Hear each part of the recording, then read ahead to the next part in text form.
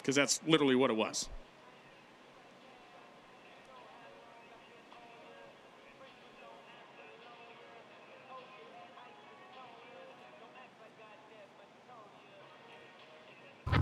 We drive tech. We drive the industry. Going beyond the limits and advancing forward.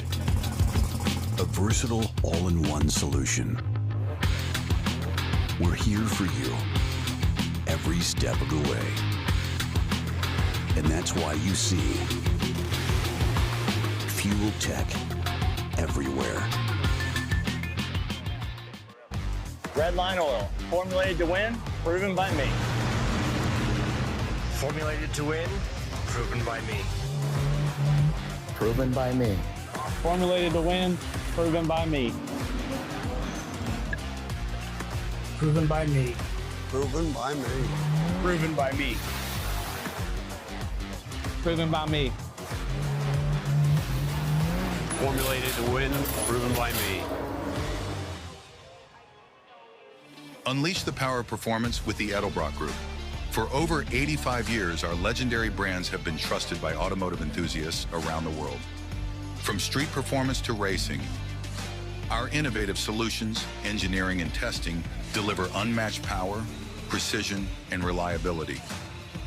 Proudly manufactured in our 7 facilities across the U.S., we stand by the quality of our craftsmanship. The Edelbrock Group, where passion meets performance. We drive tech. We drive the industry. Going beyond the limits and advancing forward. A versatile all-in-one solution. We're here for you every step of the way.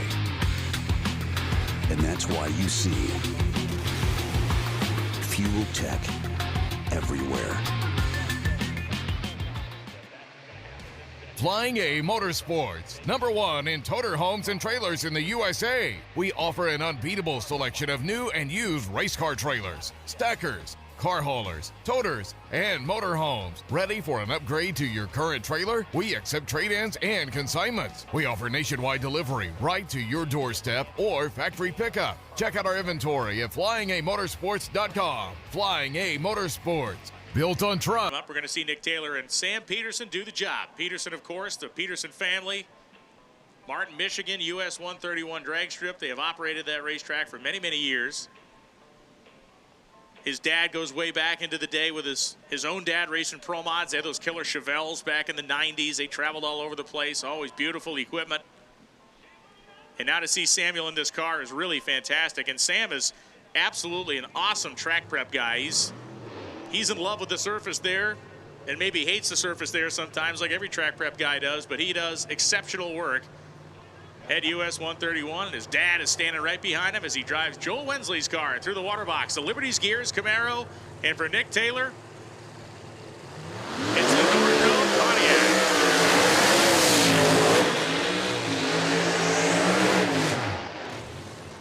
Taylor talked about a social media post several days ago, maybe a week ago, about his feelings about driving this car, how good it is. The opportunity, he feels like, puts him on a different stage and a different plane of competition.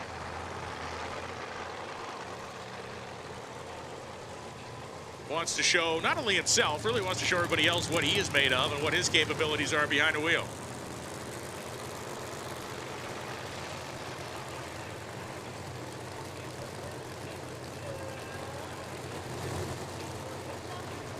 And Samuel Peterson learning in the deep end of the pool here in Bradenton, Florida.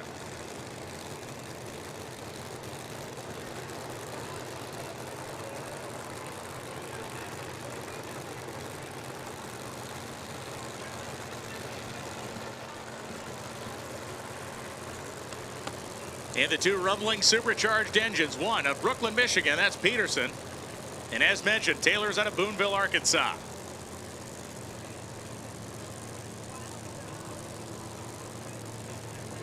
Nick Taylor's currently 52nd. He went 378 last time down, so they got something to work with there, just shy of 200. Wasn't a full pull, but it was darn close. He needs to juice her up by a tenth and change. Sam Peterson went 4:16 early. A little early on the two-step for Taylor. Let's go. The button carries the front end way out there. Nick Taylor driving it to the stripe. 374 at 200 miles an hour. Picks up 400s and does show in a showman-like fashion. Peterson goes 366.9 and barely misses a shot into the field in qualifying session 2. But for Nick Taylor, an adventuresome run out there. That baby was up. He rode that fine line between in and out of the groove, but he did take it and picked up 400s in the process. If they can keep that momentum forward, another 400s here, another 400s there, they will find themselves in this field by the time it's all said and done. Now that bar is going to move, though. That's where it gets tricky around here.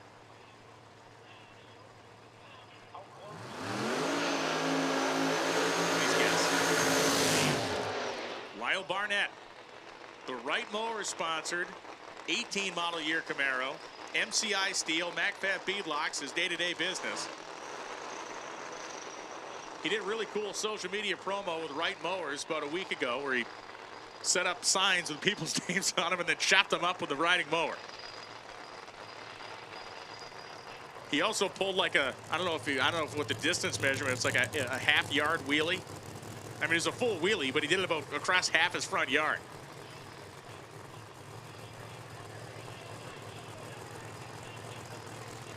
So Barnett, whose car was rewired between rounds, he actually came up here at one point and said, I don't know if I'm going to make this session.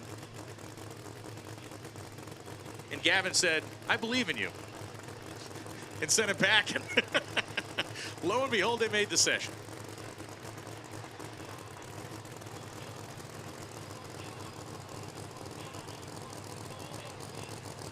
Having electrical issues in one of these race cars can be just an absolutely brutally frustrating thing, but they believe they have it licked now. We'll see what Barnett can do. 365.0 is the bump spot. 364.9 puts you in Q2.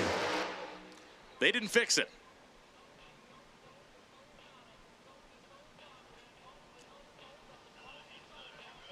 It left like it meant it, but by the time it got the rear tires across the starting line, it had already shut off. And that is what we talk about, the frustrations of electrical issues in a race car. Because when you diagnose it in the pits, everything works. When it's sitting still on the jack stands, the trans brake works, all that stuff works, and then you let go of the button and the thing sees however many G's and things shift around and move, then it doesn't work. And so Lyle will coast his way to the scoreboards, and we will send a retriever quad down to give him a push.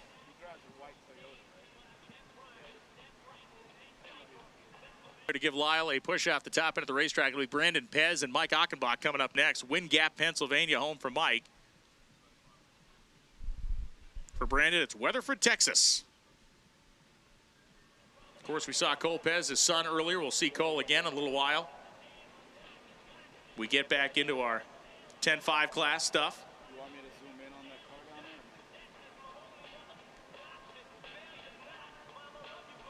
there? And the pusher quad has made it to Lyle's car, and they are now making tracks up the hill.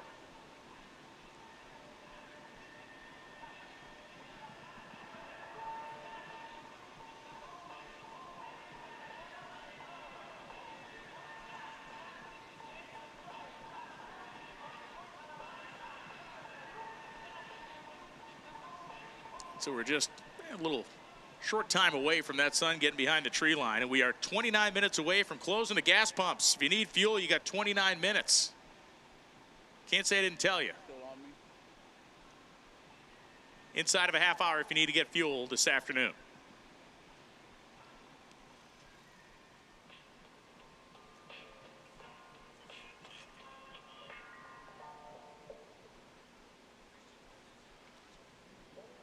Empanadas are on sale. The world famous drag strip empanadas here at Bradenton Motorsports Park. You think I'm kidding? You gotta eat these things. They are phenomenal. There's a new model of empanada that has been debuted today. New and improved. Spinach and artichoke empanadas at the drag strip. If you're here on a date and you want to impress the chick you're with, suggest a spinach and artichoke. She's gonna think you're a college professor. Or just get the chicken tenders like I do and look like an idiot. You can do that either way. It's all delicious. The headhunter, Corvette, Brandon Pesz, and here comes the nitrous fed 974 cubic inch mountain motored, if you will, Camaro of Mike Aenbach.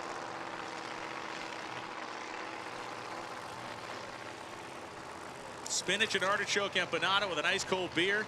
You kidding me? It's the way you got to roll right there. What more do you need? Nothing. The answer is nothing.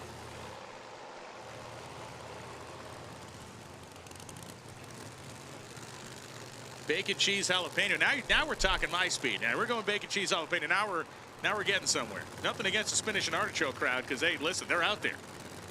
I know them and respect them, but cheese and bacon is more my speed.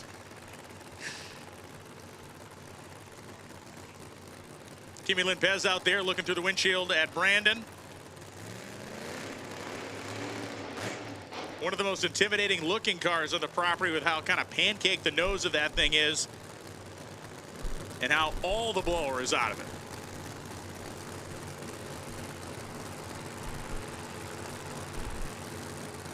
Brandon's gone 374. Mike has gone 395.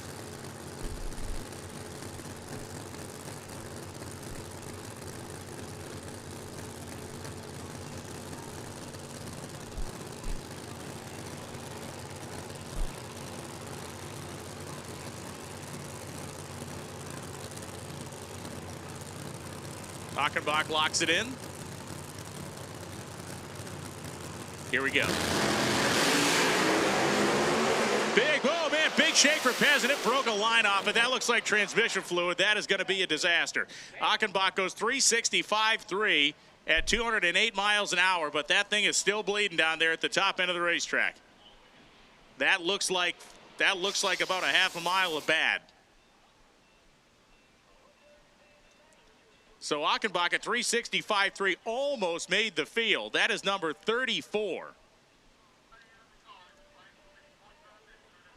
Pesz's car was shaking brutally. He was trying to battle through it. You respect the guy. He's done so much. You understand what he's trying to do out there. But, man, it shook hard enough to either break a fitting or bust a line right off the side of something.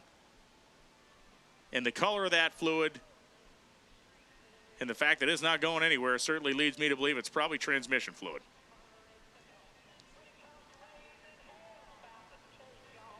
Now, look. Spinach and artichoke? I mean, we just had this conversation. Now's the time. Empanadas are for sale. Drivers, if you're in your cars, unless you really love being in your car, get out. This is going to be probably the better part of a half hour to 40 minutes. Fingers crossed. As unfortunately, too, at the speed you're traveling and the pressure that stuff's leaking, it fans out pretty wide.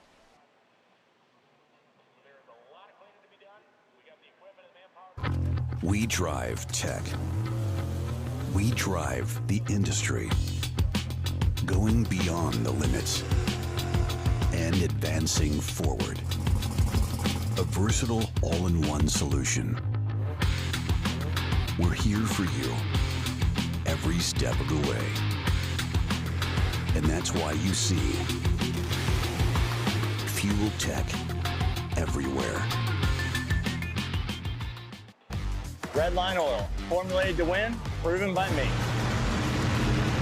Formulated to win, proven by me. Proven by me.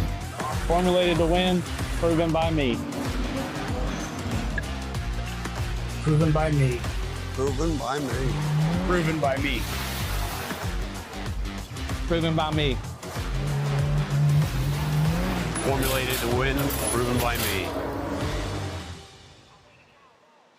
Unleash the power of performance with the Edelbrock Group. For over 85 years, our legendary brands have been trusted by automotive enthusiasts around the world. From street performance to racing, our innovative solutions, engineering, and testing deliver unmatched power, precision, and reliability. Proudly manufactured in our 7 facilities across the U.S., we stand by the quality of our craftsmanship.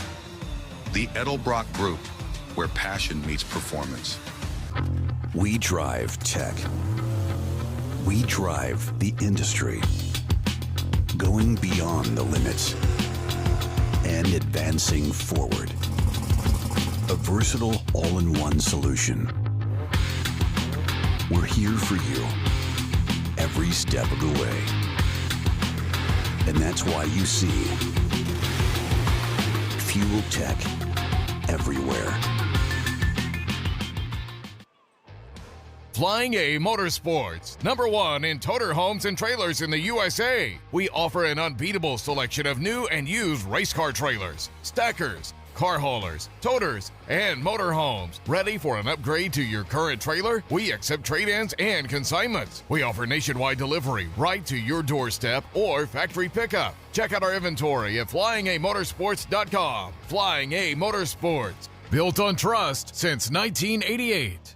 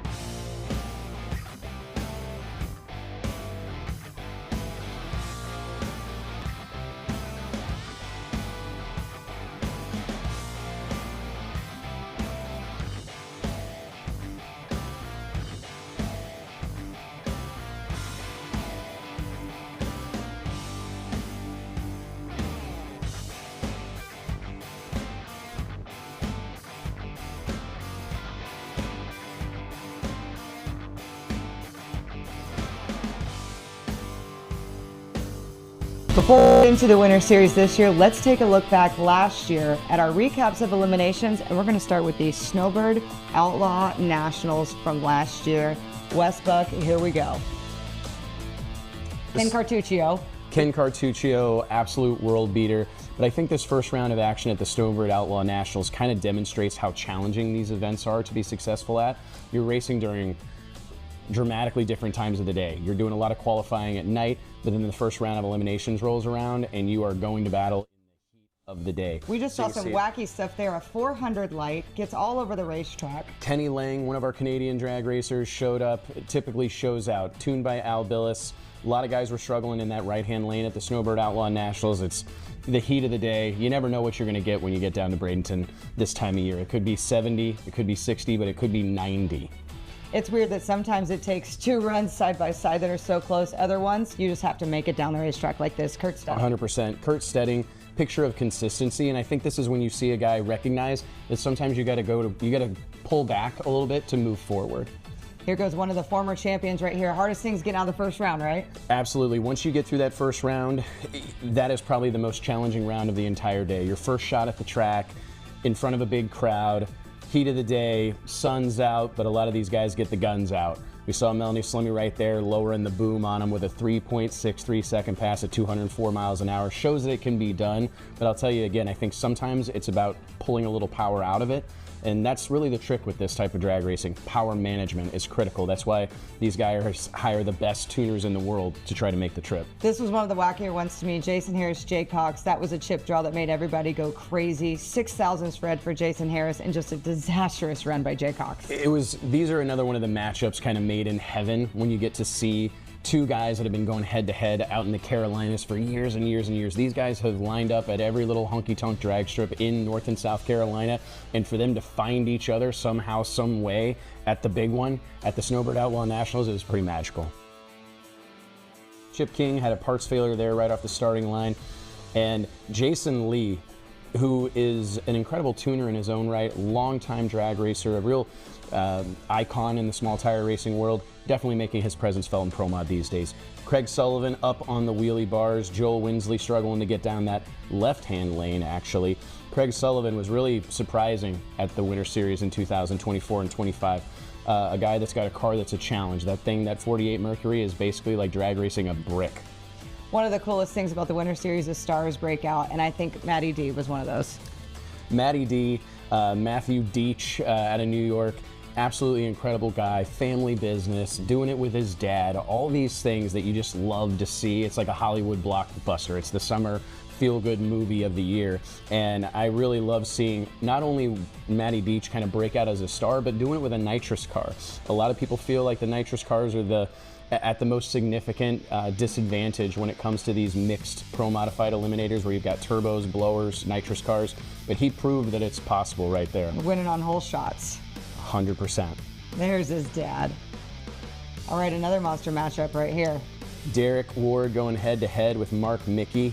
So you see the champ of the previous year, a World Series of Pro Mod, going out round one of the Winter Series. And that's what you get at the Winter Series. These are the best drag racers on the planet Earth, and Mark Mickey right there making it look easy. Sidney Frigo going head-to-head with Travis Harvey, the Carolina kid, broke out last year with his first NHRA Pro Mod victory, which was extremely well received around our sport. He's one of the guys that everybody loves to see be successful, and to see him having the run that he's having, it's a great thing for the sport of drag racing. Stevie Jackson and Mike Decker. Stevie going out in the first round. I think there were a lot of people looking at Stevie in the shadow to be the ones that were in the conversation late in the day on Sunday. Not quite the case this time around. Steve King going head-to-head with Ty Tutterow, who is on an absolute tear in 2025. This was kind of the start of his tear. This was kind of the start of his tear. He really started to demonstrate that he's got the driving chops. It's no surprise that he's got the performance with that last name of his, Tutterow, but he's got the driving chops to make it happen as well. And here we go, Mike Decker Jr. and kind of the storybook starting to unfold. Kai Kelly getting that first round win and showing everybody four flat at 193, kind of showing that you got to get down through there. If you don't make it to the finish line under power, your day is likely going to end shortly. Erica Enders going up against Billy Banica. Billy Banica just scored his first NHRA Pro Mod victory. But here we go. Billy was off the line first against Erica, very rare, but Erica drove back around him. I think that was a run that nobody expected because Erica's pretty fresh behind the wheel of a Pro Mod. She's certainly been there, done that, but the Outlaw 8th mile is not something that she's especially comfortable with or especially experienced with, plus behind the wheel of a brand new car that she'd barely driven. So to have that kind of like... And stay in it. Yes, to have that kind of control of the moment where it's like, hey, I can catch this guy and get around him if I get back on it. Really impressive run right there. She had more fun driving that thing, I swear. All right, we're on to round two. Kurt Stending, Ty Tutterow. They raced together. They raced together. These are the matchups that you kind of hate to see, but these guys know that they're going to have to go through one another at some point in time if they want to be in that final round. Kurt Stending getting the job done with a hole shot. You see that a lot down in Bradenton this time of year. You've got to make a difference on the starting line if you want to be the last one there. Oh, and Matty D, he goes red Big there. time But red. Melanie Slemmy had somebody go red against her first round. It's drivers like that and cars like that earn that. Even the best drivers in the world aren't quite ready for the pressure that these three races produce. I've had multiple drivers tell me that they can feel their heart beating in their Hans device when they pull up to take the tree at the Drag Illustrated Winter Series. Randy Weatherford and Mark Mickey. Mark Mickey was looking like a world beater at the Snowbird Outlaw Nationals. A couple of killer runs in the first two rounds. Ken Cartuccio and Jason Lee. This is also a second round matchup that nobody saw coming, and that tight drag race shows it. Absolutely, and Ken Cartuccio, that 022 light was probably his worst of the weekend, which is really saying something. I think that that's one of the things that people, when they line up talking about the pressure, talking about the anxiety, if he's in the other lane, it doubles. This was a moment for me because Jay Cox is somebody who wins a lot of races. Jericho is still on that breaking out, and to make it through round two against Jay Cox, it's pretty hefty. In another family-based racing team, a lot of volunteer help, a lot of people that have been towing all over the country together trying to chase their drag racing dream, and I love to get to see them living it at Bradenton. Travis Harvey was very consistent, another 60, and he's another lever. So Craig Sullivan may have gotten the best appearing in his own eyes, but the Carolina kid got him there. Oh, this was a matchup here. I think we're going to have to pause this one because we have the World Series of Pro Mod champion 2023, and you have Eric Enders, the 6-time world champion here. They raced the night before in the Rivals night. The Rivals night. Erica got him there, but when it mattered, Spencer Hyde caught Erica sleeping on the starting line. Unbelievable. 0.25 for Spencer Hyde and Jack in the green stock, the 69 Camaro that I think everybody on the planet Earth is pretty familiar with. Goes 364 with a 0 at 207. That was a tough one for me, Wes. That was a tough. Were you standing in the middle? I was standing in the middle. Okay, that's a solid approach. That's when one of I my saw go-tos Spencer leave as well. on her, I went to the other side, but big match. Right here, Kai Kelly, Mike Decker the third. Kai's 012 goes 366 at 204. I think it was in this moment everybody kind of realized, yep, this guy means business.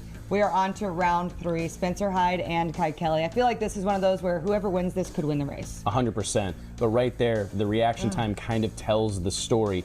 0-13, a whole shot win. When you're talking a 362 with a 6 to a 362 with a 4, hard to call that a whole shot, to be honest. They basically left together, ran right side by side. And like you said, Spencer wasn't exactly tardy. 0-28's nothing to bat your eyes at. Jericho Balduff, Mark Mickey, another Titanic run from Mark Mickey, 359 with an 8, 217 miles an hour. Jericho, 361. Yeah, and an absolute fantastic run for Jericho, but he was a little late there, and I think that's what did him in. Ken Cartuccio, Travis Harvey, 016. Look at those reaction times. I think that's what a team owner or a car owner looks for, is a guy that's consistent. It's one thing to be out there and be able to chop the tree down once or twice, but to do it every round, that's when you're a difference maker. These two race each other all the time, Melanie and Kurt, and this one again with an 018 light right there and running a 59. Can't write that. You can't make this stuff up. Absolutely incredible side-by-side drag race. And you're right, these are two teams that go at it all the time. While a lot of these racers don't cross paths during the traditional drag racing season, Melanie Salemi and Kurt Stending go head-to-head in PDRA Pro Boost almost every month. And it was great to see that matchup kind of bring itself to the Winter Series. First semifinal here, Kurt Stending and Kai Kelly. We're getting the nice slow-mo replay. Kurt Stending has been close to winning one of these Winter Series races, has not done it yet. Got so close again. So close, so close. But again, Kai making the difference on the starting line. Here we go, Ken Cartuccio going up against Mark Mickey. I think this was a matchup that we could sell tickets to on its own. Mark goes way red, 153 red. Ken, latest probably reaction time of the day, 042, but he probably reacted a little bit to that. But 359 with a 5 at 208. I mean, these guys have a hot rod. So now we are moving on to the final round. It was tense. I was standing right by you here, and I remember saying to him to be vulnerable, can we survive if a street outlaw wins this race?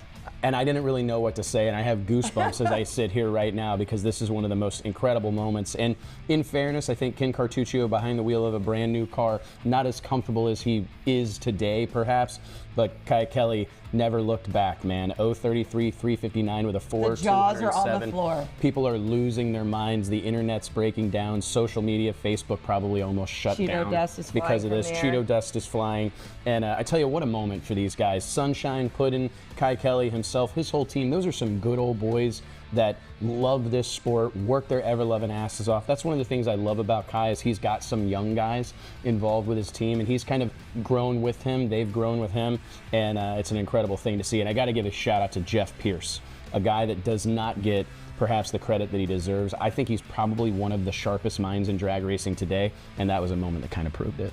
So we lived it for 4 days when we were there, and we just wrapped it up in 10 minutes. That was your recap of the Snowbird Outlaw Nationals.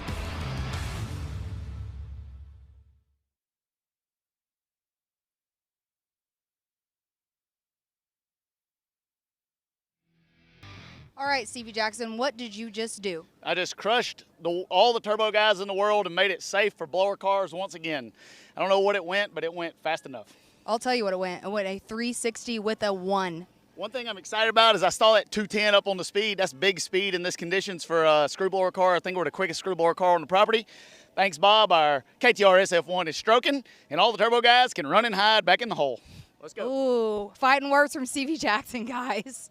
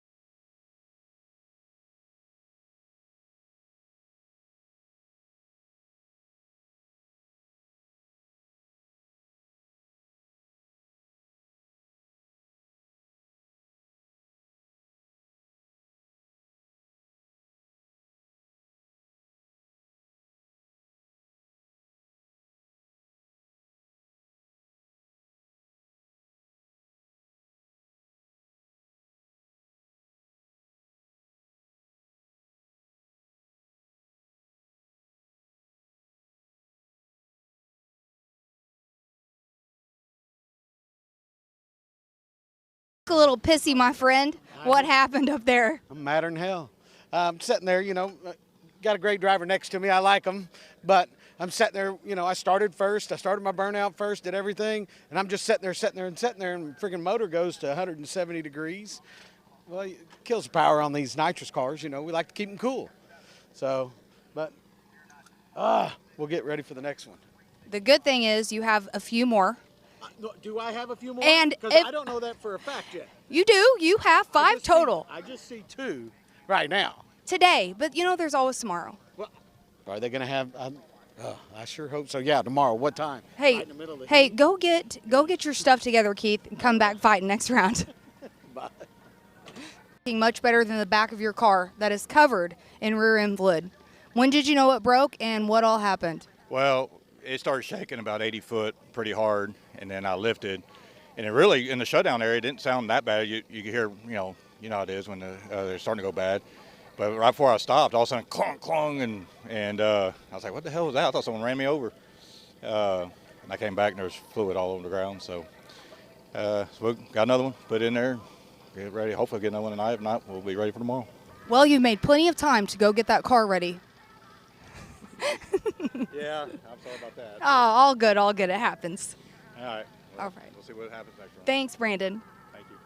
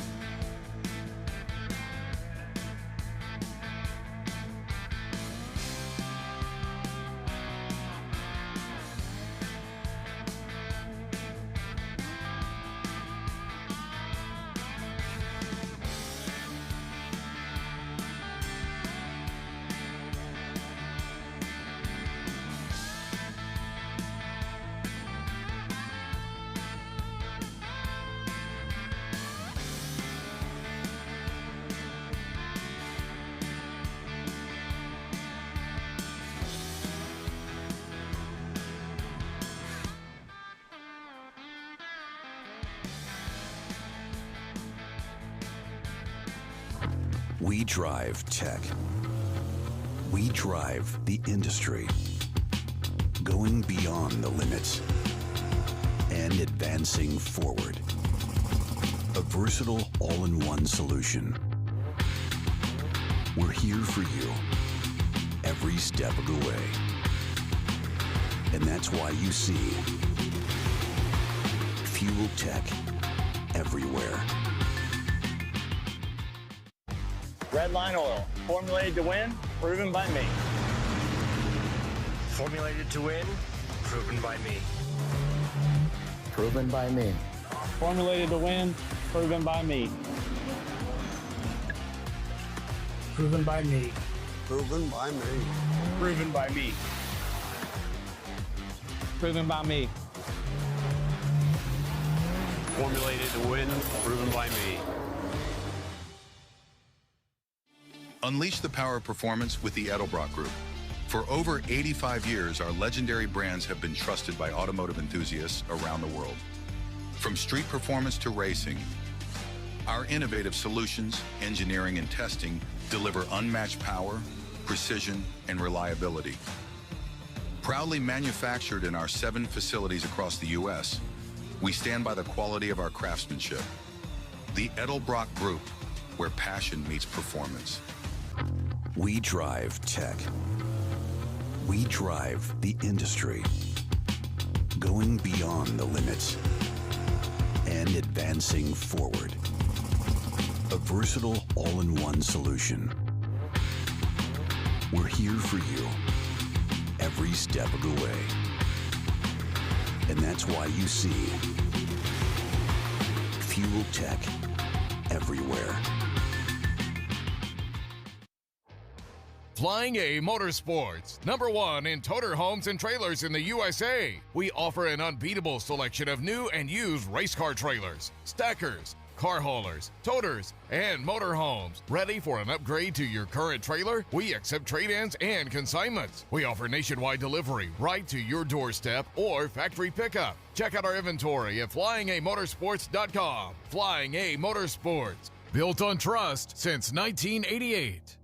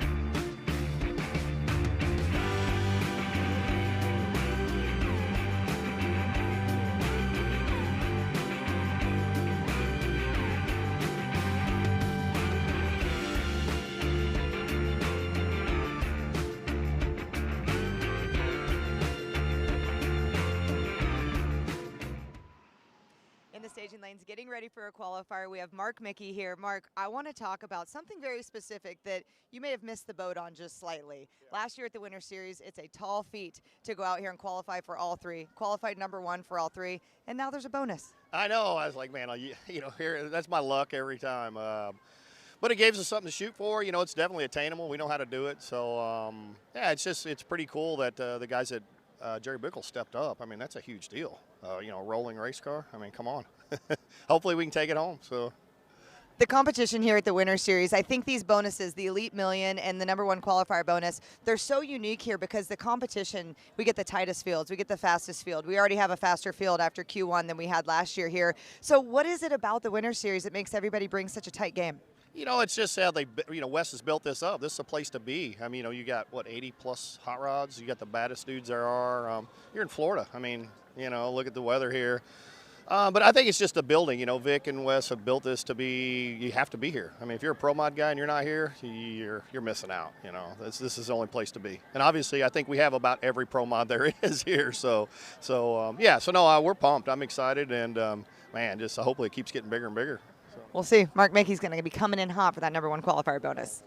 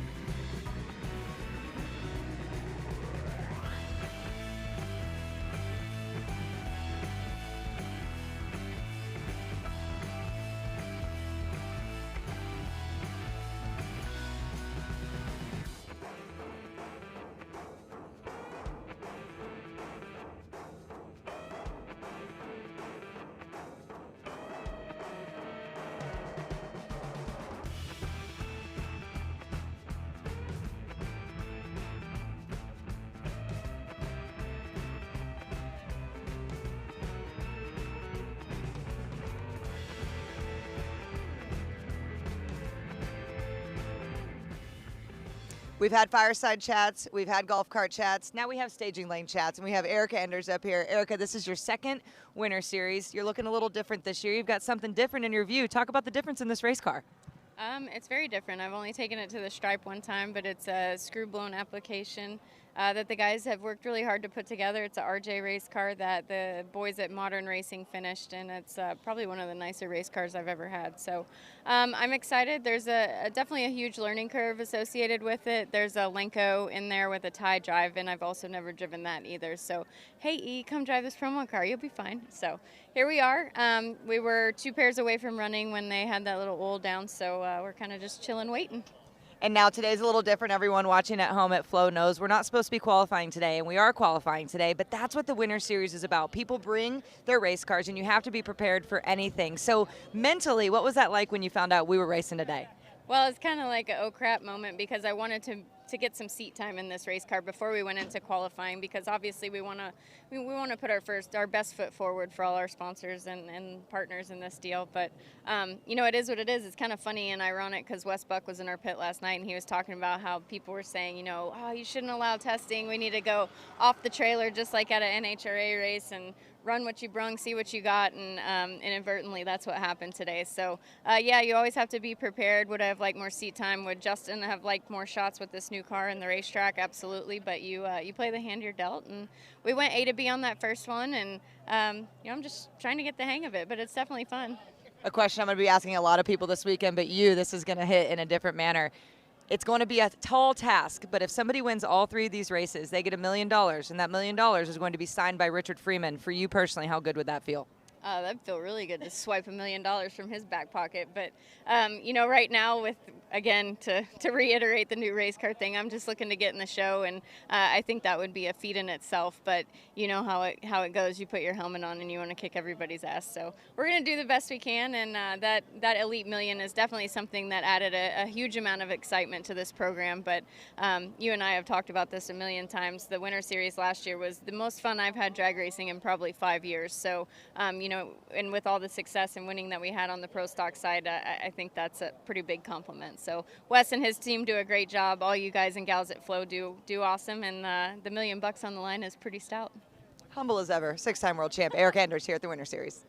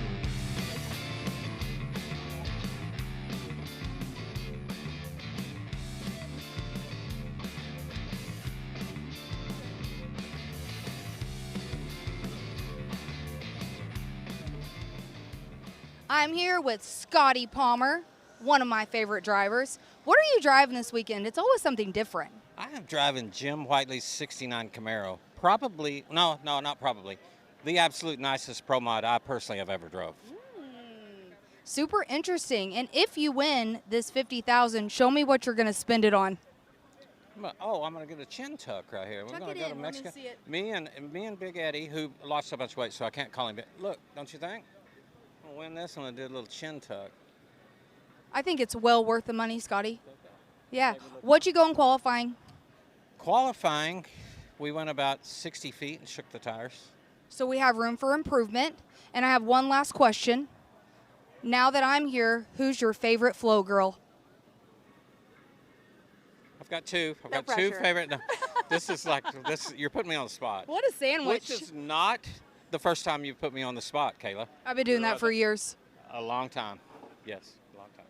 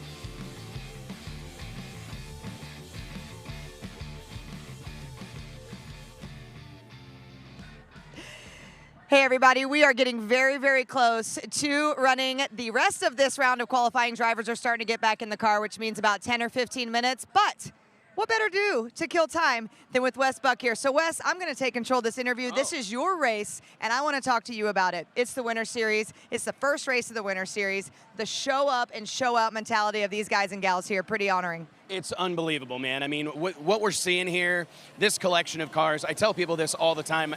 Pro Mod has always been my passion. It's always been what I loved the most about drag racing. I just think they're cars that look like cars, driven by cowboys and cowgirls, a whole bunch of do-it-yourselfers. It's like the highest level of grassroots drag racing. But to see this collection of cars, it's insane. I mean, if you roll down through the pits, it is a who's who, world-class equipment. I was actually telling a kid today that it's like, if you care at all about cars at all, like even if you have a passing interest, I think you can appreciate what's happening here and the amount of machinery that's on the property. I mean, it's literally unbelievable. I mean, this is like a small economy. It's a large economy if you just count the rigs. Yeah. But I do want to talk to our FloRacing viewers at home. You know, this is live sports. This is weather involved. You have to make some decisions. We talked about it on social media, but put yourself in our perspective here. You have a lot of people here who wanted to test. There's, you know, if I'm being honest with you, there's testing money. There's all these things that go into it that you made a very smart decision to have the entire goal of finishing this drag race. So put the view set in your mindset when you made this decision. We've got to finish the race. I mean, for me, that was the most important thing, is whenever our team got together this morning, it was like, what do we got to do? What decision do we got to make now that's going to be hard, that's going to ensure that we finish this race or give us the best possibility of finishing this race? And the stakes are too high. The stakes are so high here. We've got $1 million Triple Crown on the Elite Motorsports Million. Somebody happens to win all three of these things, they're going to win $1 million. Never been done in the history of drag racing. The largest single performance-based prize in the history of our sport. We've got a brand new car available if somebody's able to sweep all three #1 qualifying spots. So the stakes, not to mention $300-some thousand in payout. So it's like the stakes are too high not to have this come to completion this weekend. So we made the tough decision this morning to say, hey, we're going to halt testing. We're going to go straight into qualifying, because my thought was, and this is like the conversation with Vic Alvarez here at Bradenton Motorsports Park, Josh Dowda, as well as our race director, Gavin Carter. They're going to run anyways. Let's make them count. You know, let's not let them go up there and just burn up a killer run and then bring them back out here in the heat of the day. So anyways, I feel really good about it. I think seeing this thing through to completion is a pass-fail. Oh, we have to see money flying from the air. So exactly. Winter Series always has these random things that we have to deal with, and I think that's what makes it cool. We have people out here with brand new cars that literally use Q1 as a shakeup. We had people that were planning on scuffing tires today, had to make those decisions. But on the non-racing side, we also have some new stuff going on. And again, this is race 1, which means we're going to build through this. But when it comes to the talent that you have here behind the microphone, we have Brian Loans, we have Al Tucci, Steve Logan, but a new addition, we have Street Outlaw star Kayla Morton. I know, and she is doing such a fantastic job. I mean, I was so excited when this started to develop, and I'm like, okay, this could be a big move for us, because, I mean, in stick and ball sports, the talking heads are like a big part of the show. Yeah. Like, you need these personalities. You need people to go stick a microphone in somebody's face or ask an uncomfortable question or get in there and try to dig a little dirt, so to speak. And I love it. We've got a world-class team between yourself and Kayla, as well as all of our talent up in the booth. Al Tucci has been a part of Drag Illustrated's events since day one. The first ever World Series of Pro Mod out in Denver, Colorado, back in 2017. Tucci was on the mic, and he's just a part of our family at this point. But bringing Brian Loans, the voice of NHRA on Fox, who is has an encyclopedic knowledge, does an incredible job, knows many of these racers, follows the sport, is truly passionate about it, and him and Steve Logan, who I think does a fantastic job with the bombast, and he's got it, you know, and so I couldn't be happier with the group of people that we have, you know, representing this thing to our masses around the world. Winter Series also brings out unknown stars. You've had some major winners who people didn't even know their name. They didn't even have social media accounts. You have Mike Bowman, you have Spencer Hyde. Steve King was on the brink of things, did that. Who do you think, is there a newcomer, is there an unshined diamond in the pits that you think will be that guy? Man, that's such a great question. And I tell you what I feel like we're seeing right now is we've seen Jimmy Taylor become like something of a household name in drag racing after several weeks of record setting. But you see them thrust into this competition environment, and it changes things, right? I mean, obviously, the cars are significantly heavier. We have a very stringent rule set here with our Pro Mod division. But I think it was great to see like Stevie Jackson out here calling him out, saying, hey, Pro Mod's my spot, you know what I mean? And like those moments like that, like we know Stevie's great for those moments, and he delivered there. I'm excited about Nikki Taylor. Recently married to Alex Taylor. He's a superstar in his own right, making his Pro Mod debut. And I've always loved the opportunity to bring some crossover from these other communities, because as big as drag racing is, I always joke that it's pretty clicked up. Right, it's the big tire guys and the small tire guys and the prep guys and the no prep guys, the pros and the sportsmen, the big money bracket racers and the class racers. It's so segmented. So any opportunity I have to bring someone like Nikki Taylor, who is a well-known commodity in the drag and drive world, and a YouTuber, a content creator, bringing him in and putting him in a world-class Pro Mod car and seeing him potentially have what it takes to get into this deal, I think that's special. Kyle Dvorak, sitting on the bump currently. This is a kid I've known forever. I've known him since he was racing junior dragsters at the PDRA, and to see him escalate the way he has, he kept himself in the sport, doing some of the unsung work, you know, like being a crew guy, driving trucks, doing all the things that aren't that glamorous. You don't get a lot of love for it, but here he is getting his big opportunity. I'm also thinking of Samuel Peterson. I'm not sure if you're even aware of this, but one of our long-standing Winter Series competitors, Joel Winsley, has a pinched nerve in his shoulder. He got an invitation to the race. He came down here hoping everything was gonna be manageable, but he got here and he's like, I can't drive this car safely. I cannot do it, but we're here. We've come all this way. We want to race. He hit me up, said, what do you think about me putting Samuel Peterson in my car? And I'm like, does he have a license? Yep. And so we go through some of the process, and now he's out here racing and in a car that's going to be competitive. Eric Gustafson, current #1 qualifier, lowered the boom on him out here in Q1, 357. Really, really impressive run. He's been out of the seat for 2 years. So to see him dive right back in that thing has been really, really impressive. So there's a slew of them. I don't even know where to start. I mean, I feel like Matty Deach, one of my all-time favorites, love to see him maybe sneak into this field. Jim Halsey. That 360 in Q1 was a shot heard around the world moment. So there's so many people here. It's hard to name. Aaron Stanfield. I mean, what a job he's doing. I mean, they haven't had as good a luck today as they did earlier in the week in testing, but I mean, Got a little hairy. yeah, that was scary. I was proud. I mean, he drove the wheels off that thing and knew when it was time to give up the ghost, you know? So anyways, I think Aaron could make a statement this weekend. Ethan Stending. Yeah. This kid's got the looks, he's got the talk, he's all the things. I really, really feel like he's going to be a superstar in our sport. So anyways, the list is endless, but we're going to see someone surprise us this weekend. So, as usual, that was a long answer to where Wes Buck said it's anybody's game, but that's what happens here at the Winter Series. As we close this out and get ready to go, I want 15 seconds. Sell this race to somebody who says, I don't want to go to the Winter Series. Oh, well, they're wrong. They're making a massive mistake. I mean, and honestly, it's beyond the racing. I talk about this all the time, but this community of this drag racing community is special. This is a group of people that share a passion and are willing to go to the end of the earth in pursuing it. And I think when you get that kind of positive energy on the property together, all these people that don't often see each other. I mean, we've got racers from NHRA, IHRA, PDRA, Midwest. All these different sanctions and series are represented here, and their paths don't cross. So I think you get this. We about got some glue on us there. Shout out to Wade and the whole team here at BMP. Sure smells good though. Nothing like the smell of traction compound. But anyways, this race represents a movement, and I believe in the sport of drag racing. I've said it for 20 years. Pro Mod is the future of our sport, and I think that this is proof positive that we can pack out a track, we can sell tickets, we can put on one hell of a show, and we can do it with cars that look like cars. And it's only Thursday. There is so much left to come. We almost got run over by Wade. It smells sweet in the air, which means Pro Mod Racing is coming at you soon, Wes. Let's go. Thank you.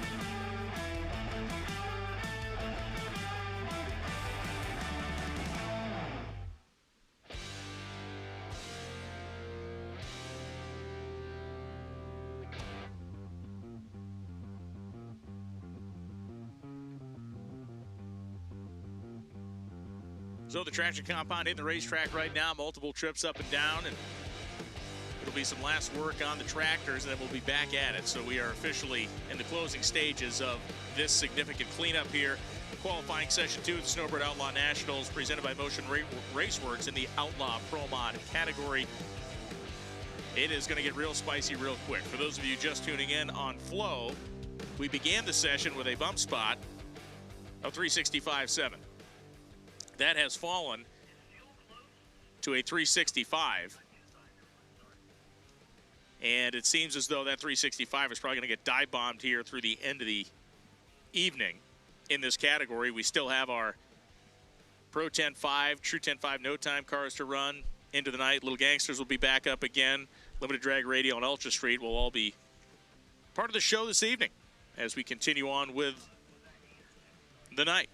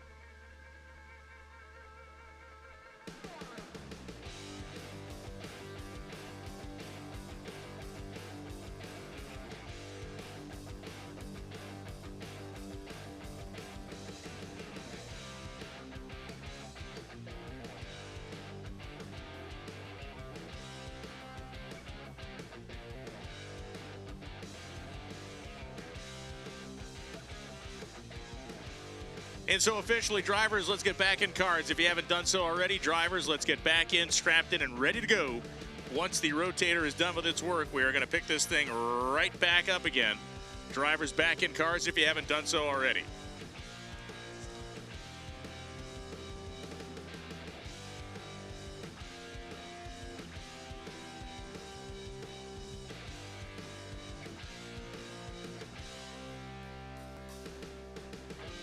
As I mentioned, we are expanding. We have an expanding broadcast team this weekend. Talked about Courtney down there, just talking to Wes on the starting line. We got Caleb Morgan coming on this weekend. Of course, up here in the booth, Mr. Michael Carpenter is back. What's up, dude? What's going on, man? Not a whole bunch. You know, we've been working out here. I should say the Wade and the crew have been working out here, but I think what we're going to see, though, is a much different end to this second session than maybe we would have seen an hour ago or however long we stopped. Yeah, I think so, man. I mean, you know, the conditions obviously changing. These teams coming out here today, working to be ready when this was supposed to be a test session today. So we've seen a lot of adjustments. These teams working hard. Wade and his crew working hard to make everything happen. And we'll see what we've got here for this now a night session. It is now definitely 100% a night session. The gloaming, if you will, as the sun is now down below the trees.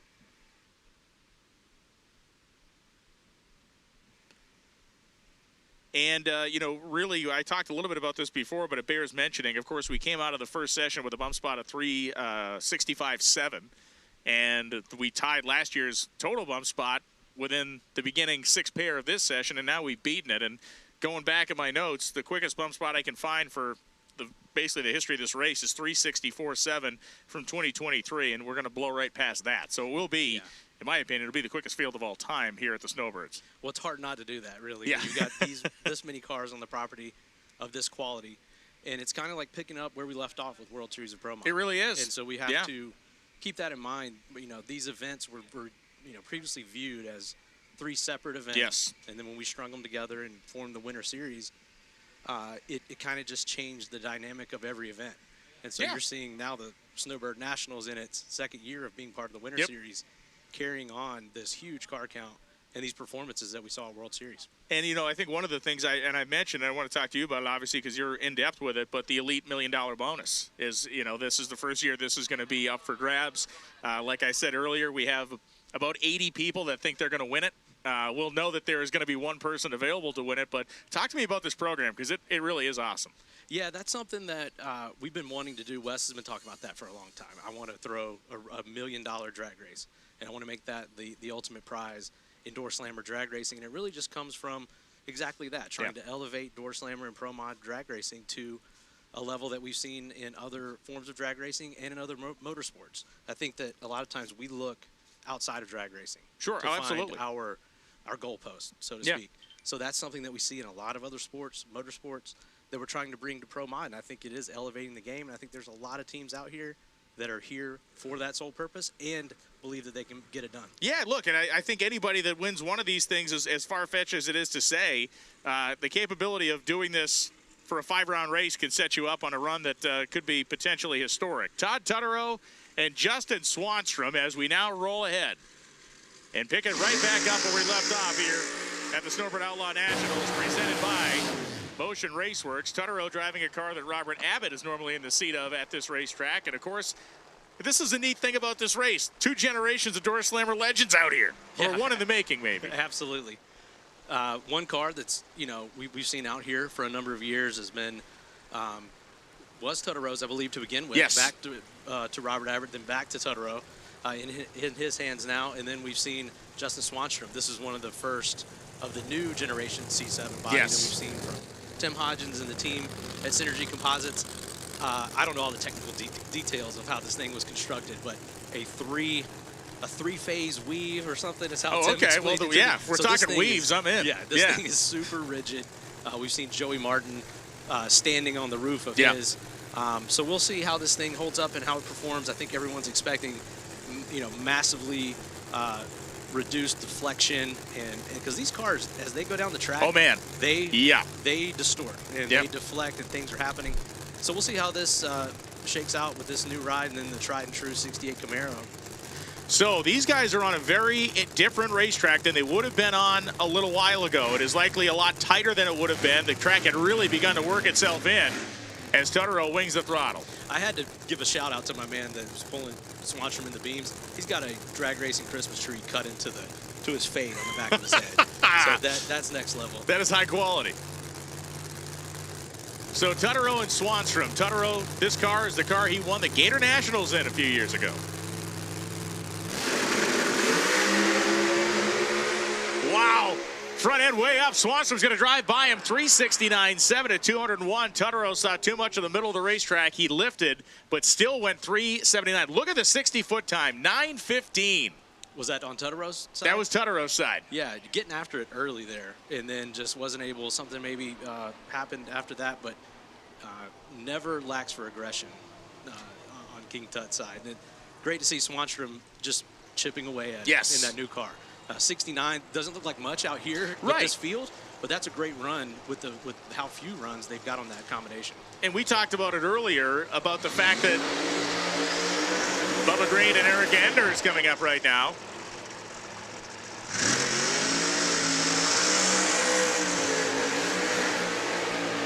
The fact that at this stage of the game, as long as you can show some forward progress, as long as you can carry, whether it's a couple of hundredths or a couple of tenths better than your previous run, you're at least, like, Swanstrom's within spitting distance of it now. He was not there before. Oh, yeah, he's got data. He can go back and chip away at that. We got a pair of late model Camaros here, Bubba Green in the right lane. Again, chipping away his combination. Yes. Really unique situation over here in the left lane with Erica Enders. She's a Winter Series and Pro Mod veteran at this point, but this is her first time behind the wheel of a screw-blown Pro Mod. This is a brand new car out of the Modern Racing shop, completely built from scratch, painted, everything in that shop. So not from one of the, big old RJ or whatever. This is out of the modern racing shop. That's a cool fact about that. But also, one of the other cool facts is Erica Enders is one of, if not the only Pro Mod driver that has driven every power adder combination that's available. Yeah, she drove Haney's nitrous car years ago. She drove Haney's nitrous car back in the mid-2010s. She drove the turbo car that infamously set the speed record and then melted down. Burned to the ground. Yeah. And then she drove a Pro Charge car here the last couple of years, and then now a screw bomb car. So really cool to see the queen of Pro Stock jump behind every combination that's available in Pro Mod. And I think that's just another feather in her cap. Oh, totally. It's a really neat part of her story. She sent me a video of this thing on the Hub Dyno at Modern Racing the other day, and she said, "Look at this stupid thing." She said it with love. Yeah, I talked to her before she jumped behind the wheel of that Pro Charge combination a couple of years ago, and I was like, "This is a good way for you to kind of get acclimated." She's like, "I want to try that screw bomb car. I want that." And I'm like, let's take a second. Flat hood, good visibility, then you can work up to the screw blower, and she's ready for it. So Bubba Green of Taylor, South Carolina, currently has run a best of 370. Needs to pick up an even 500s plus 1,000 to make his way in. Erica has run 372 as she continues to learn this race car.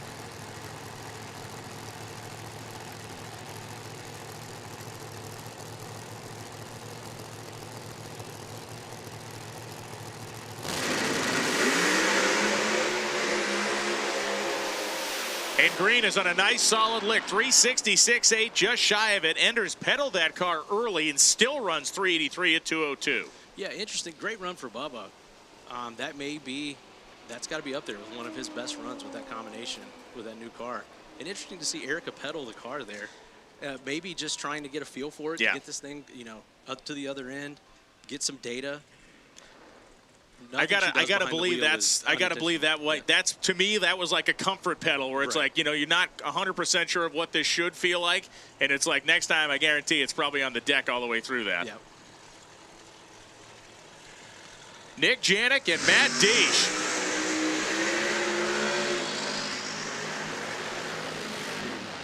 Matt Deesh was our bump spot survivor last year in qualifying. These are our 2024 positions here. Yeah. One of the nitrous guys that say they're bringing a knife to a gunfight. That's what we hear from the nitrous. Jim Hall's just got a big friggin' knife. He's got a giant knife. Pulled He's that got a bad sword boy out of the, what is the stone? Yeah, the Lady of the Lake handed it to him. Yeah. And Nick Janik. So DJ Cox was the first car out in this session, driving Nick Janik's previous Redline Oil Corvette, and now he's back. These alcohol funny car guys can't get enough of this stuff. They really can't, man. And it's a little bit interesting to see also with the power these screw-blown cars are making and how some of the trickle-down technology and advancements that happen in alcohol funny car. These blown Pro Mods are very close in performance and a lot of things, a lot of the setup with these alcohol funny cars. And so you see a team like Nick Janik and some of the other crew members he's got down there able to quickly make a transition to this. You've got DJ Cox, Nick Janik, a handful of others that have done that. Whiteley. Jim Whiteley, of course. All fall into that category. You saw that big plume of nitrous over there for Matt Deesh out of New York.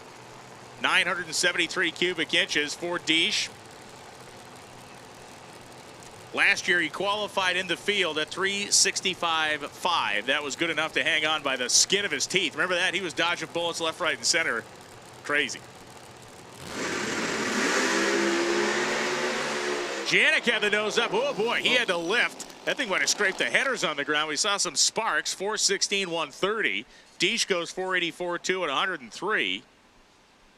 Both guys were good in that initial move, but it looks like Janik's car started shaking out there. Yeah, it moved toward the center a little bit there.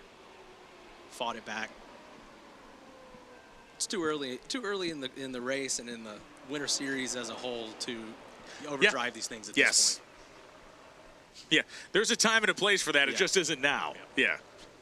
Greg Blevins Jr. and Robert Cox. Cox out of Michigan rolling his way through the water box.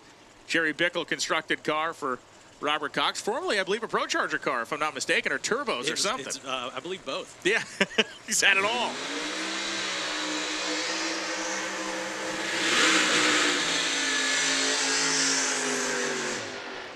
Fellow Michigander is Blevins, and that thing is drop dead gorgeous. Yeah, I mean, the wrap on that is pretty good. What do you think?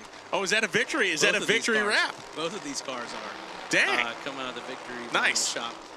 This car was stark white a week ago.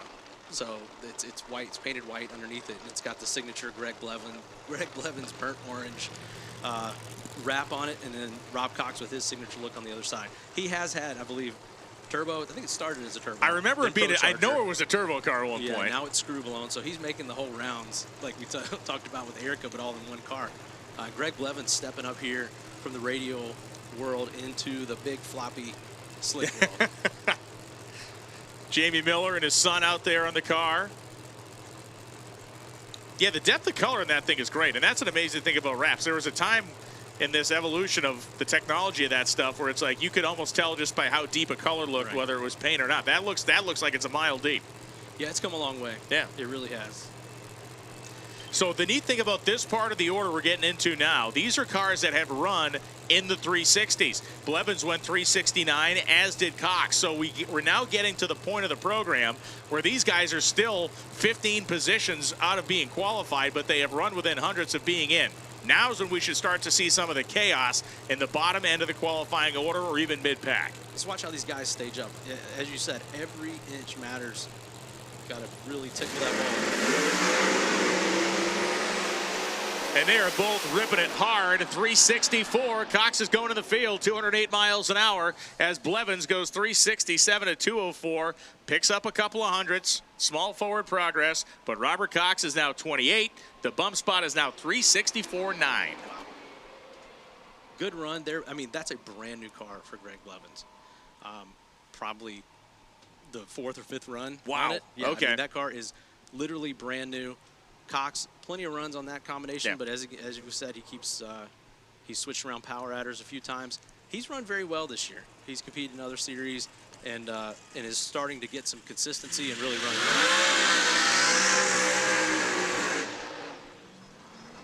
well, guy from my neck of the woods on the left-hand side, Tripp Law Firm side of the racetrack, Dave DeMarco, the DeMarco family from the North Shore of Massachusetts, and Mark Mickey.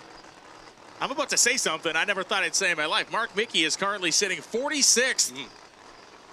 That ain't where that car lives. Not a spot he's used to being in. No. And I'm sure he won't stay there long. No. All he's got to do is just get one good pass in. Yeah. And he's going to shoot up that ladder. And that's what he's looking for. Mark Mickey, actually, you're talking about your neck of the woods. Mark's relocated, I guess, temporarily. He's like a true snowbird now from Missouri, really? And has a shop and a home literally a couple of miles here from Bradenton. Man. So he probably sneaks out here onto this track. That is not good news for anybody else. Yeah. That may be $1 million real estate investment he made. Yeah. If you want to win all 3 of these things, you come out here and you just test the wheels off the thing and get it set up. That's the plan. He built a new shop, win the $1 million, pay itself off. Boom. I like it. Betting on himself. Mark with a new look this year also. He said he wanted this look to be bold because he was coming out and swinging this year. He's on the mission, car. Just like Jimmy Taylor, to set the record. He's on the mission to set the 8th mile and quarter-mile records. He believes this car, as it sits right now, in Outlaw trim, can go 300 miles per hour in the quarter. Insanity. I mean, Taylor has shown us very clearly that it is possible. It is just wild. So Dave DeMarco currently 49th on the sheet, having gone 370, and Mark Mickey a 367, only good enough for 46 right now. Mickey's car had a shot to flame on. Oh, man, it popped down there. DeMarco goes 368.8, 198. You saw Mickey's car put the burst panel out of the top of the intake manifold.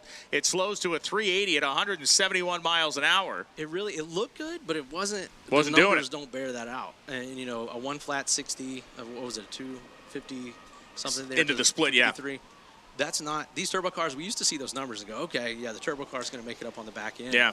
And they do, but those numbers are not what they're looking for. And I think something was up with that thing from the jump. Yeah. The very delayed reaction time, very odd for him. The 60-foot time of over 1 second. It was almost like the whole thing was straight off of the move was wrong.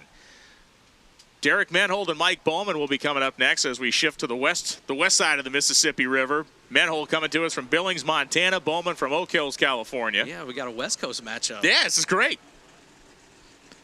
Man, Derek Menhold in the silver car out of the Scott Tidwell camp almost won himself a championship this year. Yeah, he came on strong at the end of the year. Man, that Corvette is awesome. It's unreal. And Derek's back where he needs to be, behind the wheel of an orange car. Yes. The silver car is beautiful. Yeah. I just couldn't picture it. Right. Because all of Derek's stuff is this this electric orange.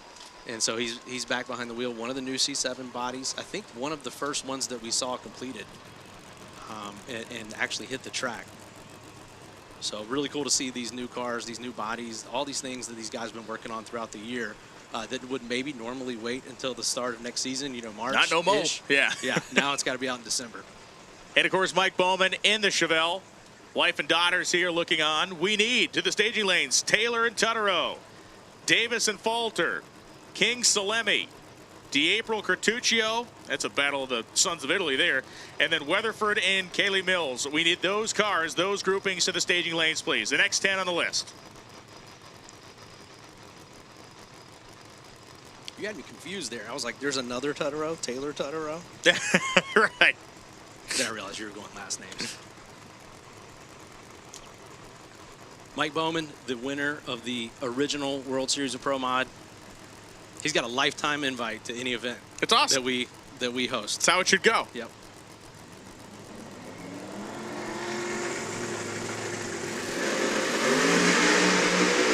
Now we're cooking with gas out there.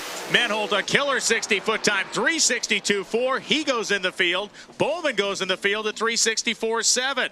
So Menhold picks up a couple of hundreds. He goes to the number 21 spot, and Bowman actually just missed it at 364.7. Yeah, in those incrementals, 980, 251, not too far off from what we saw from Mark Mickey, but then 217 out the back door to really be there in contention. I think if something hadn't gone wrong with Mickey, we'd have seen something in that range. Agreed. We saw 220 miles an hour earlier in this session, an incredible run. Bowman really out near the wall, too. Out of Chris Thorne.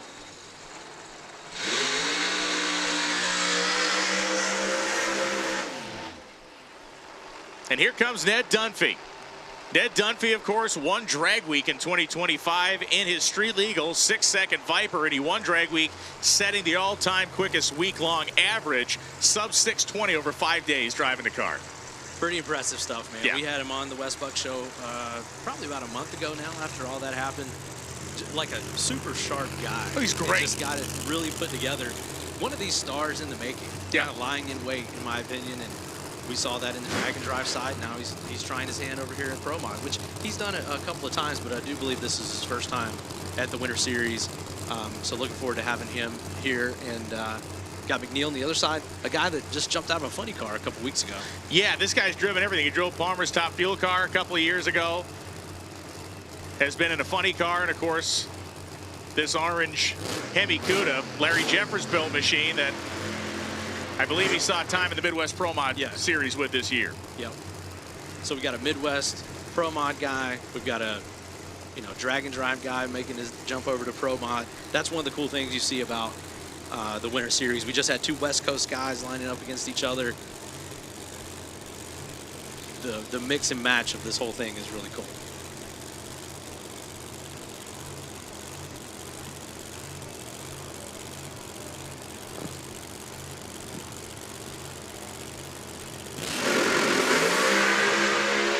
Nothing doing for Pesz, but it could be going well for Dunphy's 365.8, 206. Oh, so close. Yeah, good numbers down low. Yep. And then 206. It's crazy to say 206. That's not going to get it done. You've got to be up around that 208, 209, 210 range. Well, yeah, Stevie ran, in the match race against Taylor, there wasn't because Taylor had the mechanical problems. Stevie ran 210 on that run. Yeah. That's just for a screw car, brutally fast. McNeil with some issues, wisely pulls over, out of the groove. See what's going on with that thing. Yeah, that was something was a little wonky there from the jump. Mm-hmm. Doesn't look like it's leaking anything that I saw. Yeah. It'll be Mike Decker and Stan Shelton when we come back up again in just a moment.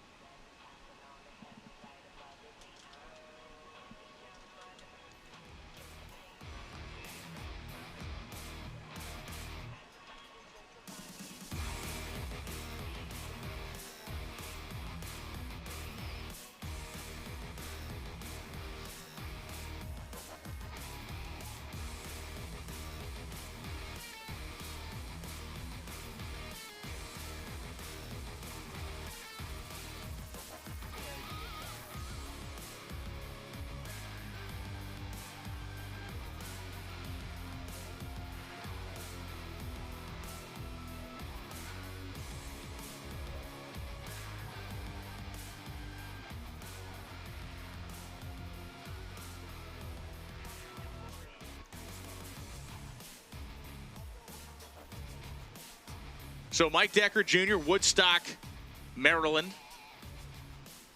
Stan Shelton, New London, North Carolina. Shelton sits 31 in the field.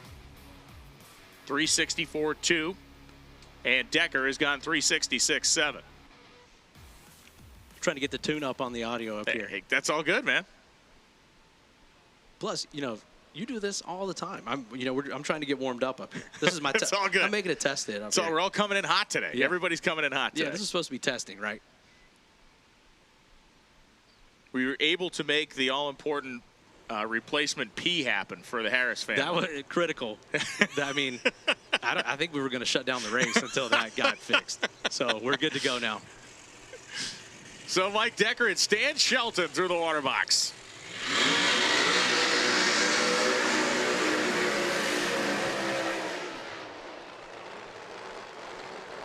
How about the big news with Stan Shelton this week?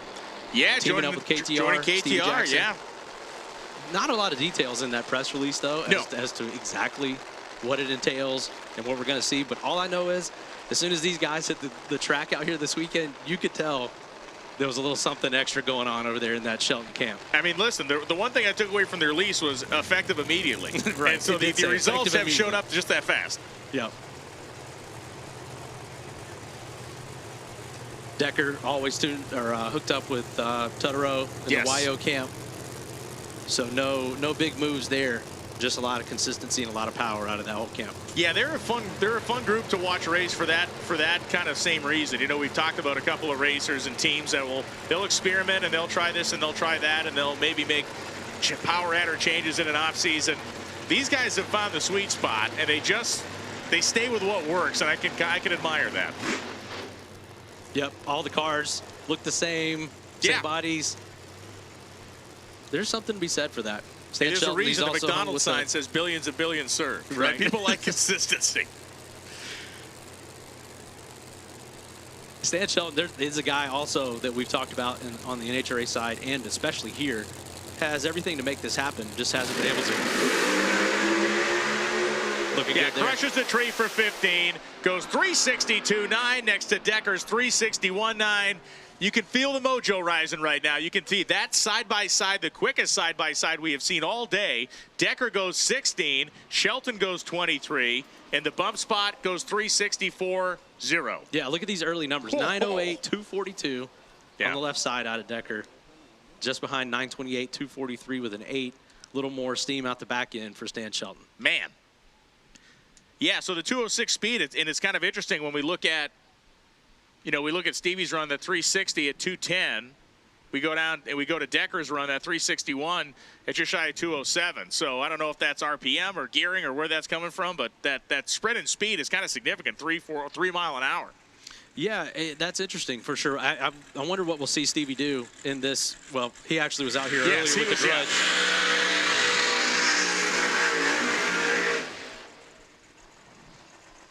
Ryan Hayward, Marysville, Washington.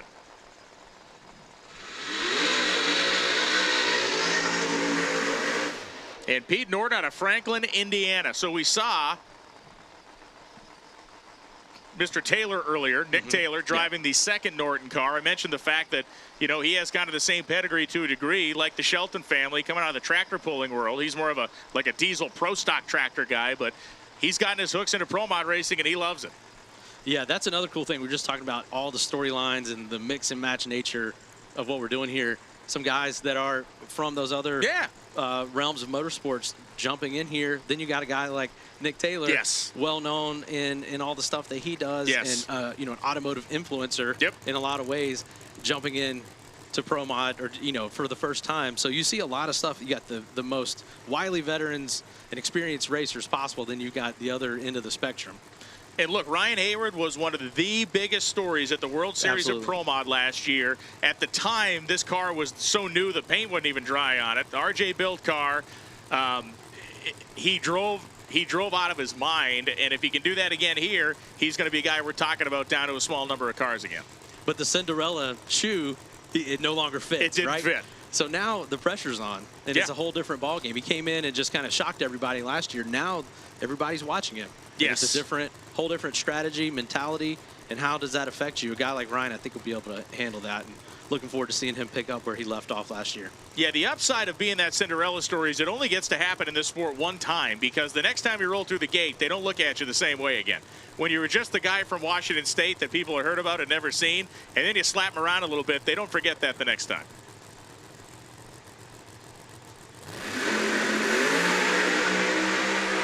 Vicious again, side by side, 1960 foot times, 360 with a 7 for Ryan Hayward. Picks up 0.06 of a second. Norton goes 361.1. Hayward's now a number 6 car. Norton is now the number 12 qualifier. Big jump for Ryan Hayward. And it's just like we said, that's the performance we're expecting out of him now. Yes. And he's holding his own again. Great early numbers. Had a little bit more steam out the back door than Norton, but just seeing how these guys are reacting, these new combinations they've got. We've seen a lot of guys switch from Pro Charger to Hartz Charger. Yep. Just getting their bearings at this point. You know, I call Braylon Holder the most current Pro Mod winner in the world because, you know, he won the Streetcar Super Nationals, and there hasn't been a race since then, so he's still the reigning king. Yeah. And was that his debut? I mean, was that the first time best behind I know. the car? Yeah. At least in this class. Yeah. Yeah. In competition, maybe. Kyle Dvorak backing up here. Kyle making runs in a couple of cars this weekend. The Red Horse Performance, Rob Kohler Painting. Former 30 under 30 guy, the Allen Screw Products and 5-Star Plumbing, Camaro. 2 young guns right here. Really cool to see these guys coming out here. Like you said, Dvorak, been around the sport for a while. That 30 under 30, I think that was one of our first classes of 30 under 30 that he was in. So still a young guy, but has been around it for a while. And for Braylon Holder, he has been in small tire cars. He's driven a multitude of different things, but this Pro Mod seems to suit him very well. Lions Custom Motorsports, Holder's Air Conditioning, Frontier Plumbing, Fuel Tech Pro Line, M&M Transmission. Lions Custom Motorsports, you talk about a chassis shop that has turned out some spectacular cars over the years.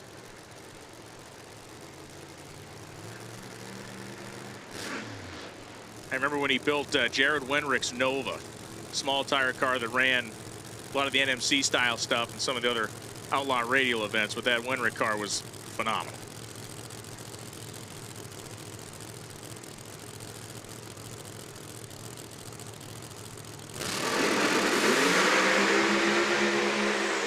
Got them both set on kill again. Is there enough up top? 362 and 363. There is. Wow. Speed almost identical. Early numbers favorite Holder all the way through. 330 identical. I think that's going to be basically the number that we see here, especially through this middle part of the session. 362. I think that's the number a lot of these guys are shooting for. What's our bump spot now? 363.6. It's funny, man. The weather is not spectacular out there by any means today, and I've seen a lot of people debating what the bump was going to be, and I think they were all hot.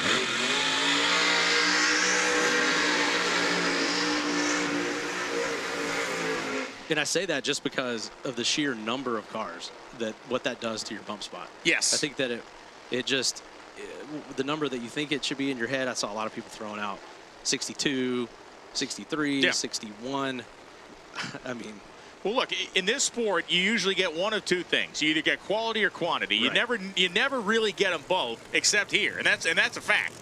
You got 81 cars or whatever the number is, ridiculous number of cars here, and look down the list and tell me which one sucks. There isn't No. a single one of them. No, there's not. And when you get 4 shots or 5 shots at the track like we do at World Series of Pro Mod, these guys have been out here testing this week. They're getting everything really dialed in, acclimated to this racetrack and this weather. That's where you just see, and it's not that the quantity of cars is artificially adjusting the bump spot. It's the fact that between number 1 and number 32, the spread's going to be 400 or 500. That's what we shoot for every time. Robert Costa, Albuquerque, New Mexico. On the tail end of the field at number 28. Brandon Snyder trying to punch his way in, the J&A service machine. Of course, Snyder has a big hand in tuning on the car that Scott Palmer's driving this weekend that Jim Whiteley spends a lot of time in. We've seen Costa, Midwest Pro Mod veteran, behind the wheel of several different cars over the years. I think this is a relatively new one Yeah, pretty slick-looking Mustang over there for Costa.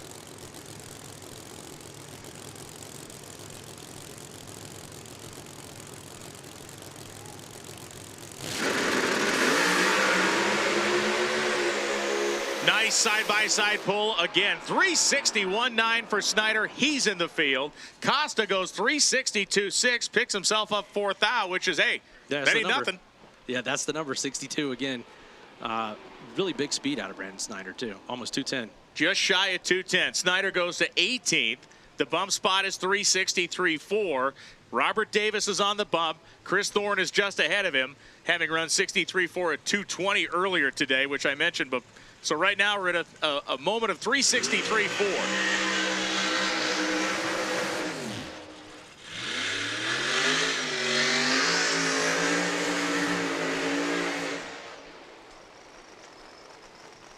Joey Martin and Jason Lee. Lee, a former Snowbird Outlaw Nationals winner out of Vernon, California. Well, he's not from Vernon, he's from Ohio, but Eric Gustafson that owns this sucker, he is certainly from California. Right.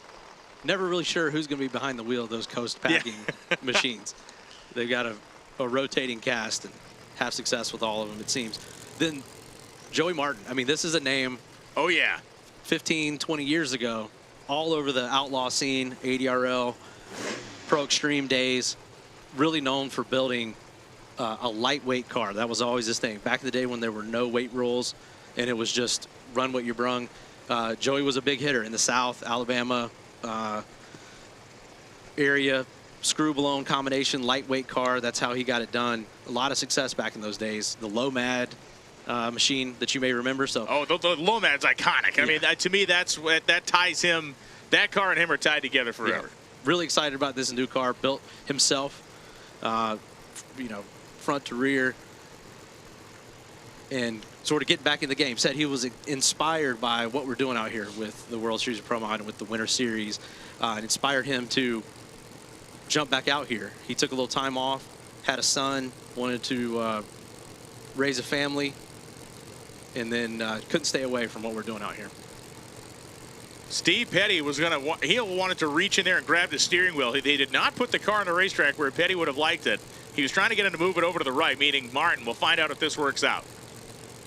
And Jason Lee, this guy is a stone-cold, absolute murderer when it comes down to getting the job done in elimination situations. Martin's car is on 3 wheels out there, and a 365 at 206, hanging on to it for Joey Martin. But Jason Lee, 363.7, does not improve off of number 29. Yeah, I'm really surprised to see Joey hang with that thing. It was all over the place. Steve Petty's probably going to have a word about that. The line, I mean, dude, just as you predicted there, that probably factored into it. Yeah, he's having a word. He's having a word right now in the starting line with a couple of the crew guys. Oh, yeah. I mean, he was out there doing everything but karate chops to get him to move the thing over. Last thing you want to do is get yelled at by Steve Petty on the starting line.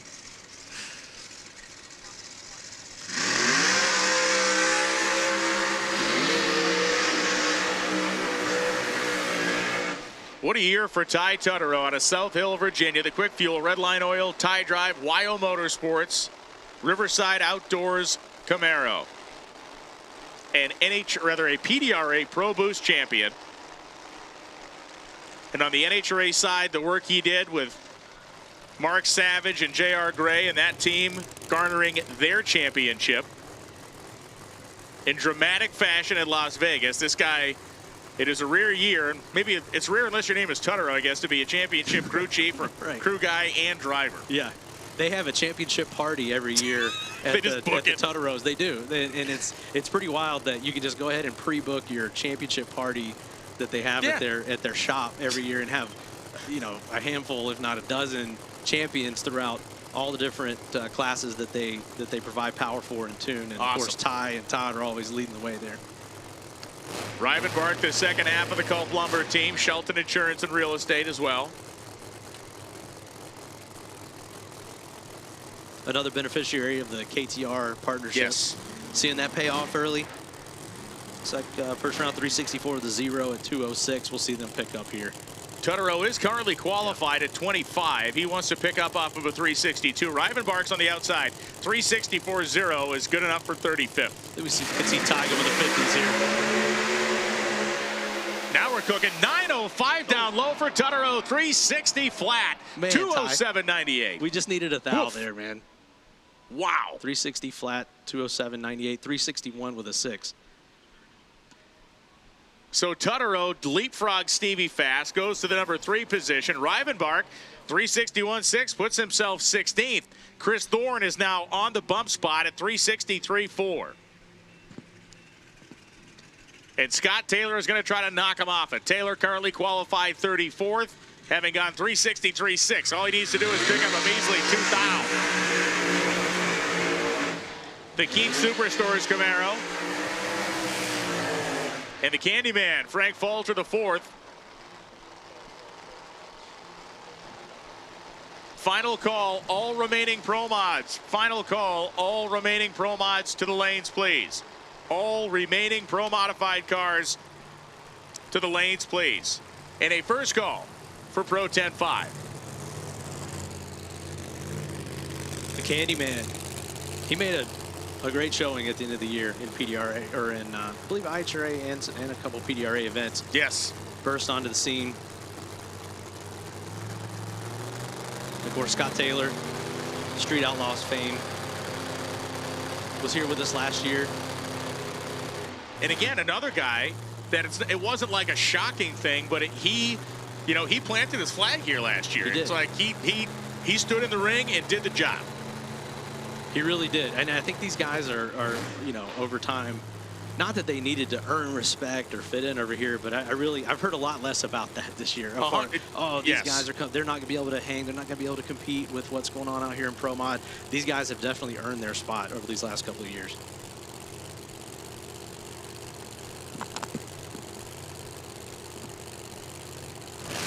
So Taylor leaves the starting line.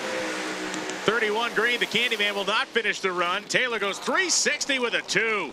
209 miles an hour. So Taylor goes from the number 34 position and smashes his way up in to the upper crust of the field here. Taylor now number 6. All the way to 6. What's our bump now? Our bump now should be 363.3. Yeah. So I mean, and this was supposed to be testing today, right? Right. I mean, these teams, what that does to you, you come into the weekend with a game plan of this is how many runs I want to get during testing, and then this is what we want to do for Q1 and what we think the weather's going to be, and then all that just gets moved up and shifted around. You're seeing some incredible adjustment and performances for these teams. Oh, yeah. To adjust to just all of a sudden waking up this morning and realizing they're going right into qualifying. Yeah.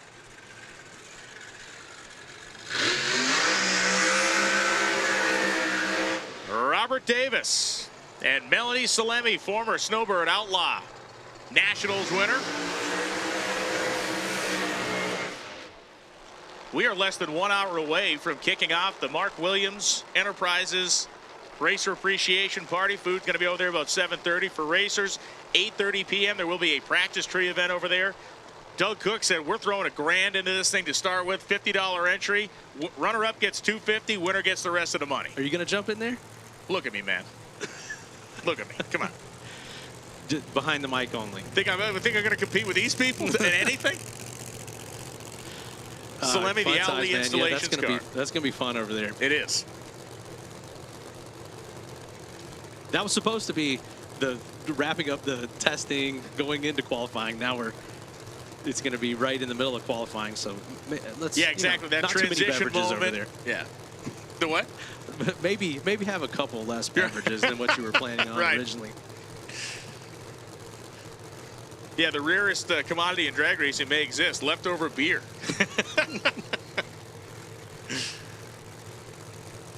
So Melanie Salemi, of course, out of Buffalo, New York.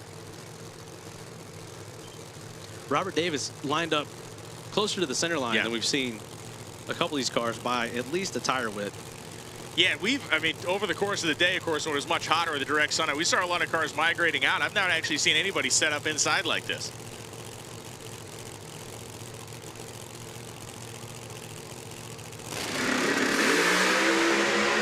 Oh, that worked pretty good. 9:10 early, 361 at 207. Again, a car that was 34th. Deceptively, because it had run at 363, picks up a couple of Hyundai and dives way up into the order, goes to the number 14 spot. Salemi now 25th, and the bump spot is 362.9. Already to a 62. Already to a 62.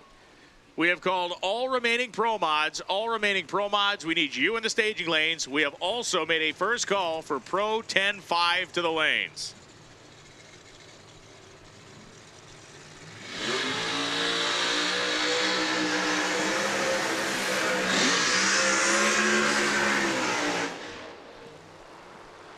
The man, the myth, the dude who won the World Series of Pro Mod last year on the Tripp Law Firm side of the drag strip. Two of the baddest dudes on the planet. Yes. Right here. I would say that these two guys, you know, really anywhere they go, but especially here at the Winter Series, have to be the, I'd go ahead and say, the two most feared guys on the property. Steve King and what he did at World Series of Pro Mod, then he followed that up, winning the Yellow Bullet Nationals this year. And then, of course, you've got Ken Q, who, you know, different look this year. This is the same car that he had last year, the satin black. Yes. Stealth Machine is now bright orange to match the rest of the Tidwell camp. That's Scott Tidwell's thing. So same car that he was in last year, different setup though, actually on both of these guys, because we made a rule change since last year. Last year you could run either the 92 overdrive screw blower or 75. That's the percentage of the overdrive. Yeah. We did away with the 75%. Both of these guys ran the 75. Okay. So smaller guys, lighter guys, they're able to get the cars lighter, move the weight around, take advantage of the weight break that you got at 75 over compared to the 92. So just for a variety of factors, we did away with that. Everyone's on 92 now, but it hasn't really slowed these guys down at all. Doesn't seem like it. Cartuccio's already got 361. King right behind him at 362. Amazingly, 362 places you 27th in this field right now. Cartuccio at 21st in the qualified order.